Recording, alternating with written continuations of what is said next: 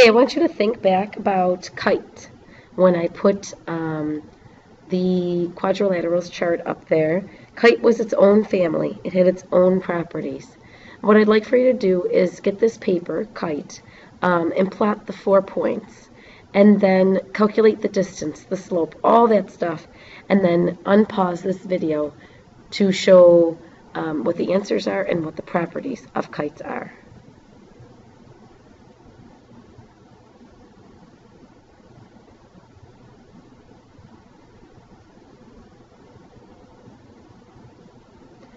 Okay, so when we look over for the distance of this, I'm getting a little bit different than what I normally was getting for parallelograms.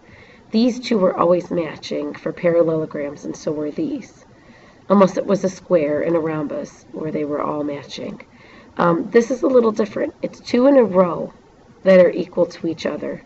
Not opposite sides are congruent for this one. But I did get radical 5 for both AB and BC, and radical 40 for DC and AB. So you can mark that if you'd like.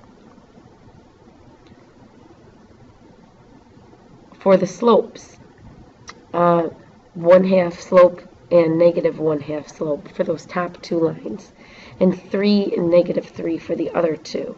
And there's no real connection with slope. I just like to do them just to see if there is going to be a connection. Diagonal length, again, you can count these. One's horizontal, one is vertical. AC I had was just 4, and BD I had was 7. And the diagonal slopes, so one of them was 4 straight across. That was the length of it. The slope of it is 0.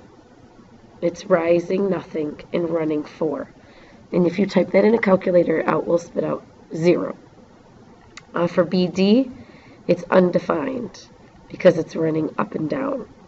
And it is rising 7, but over 0. So 7 over 0 is just undefined. And the connection between these is that one is, one is horizontal, one is vertical. So we should see that same kind of property that rhombus had, where they meet at perpendicular angle, or 90-degree angles. They're perpendicular.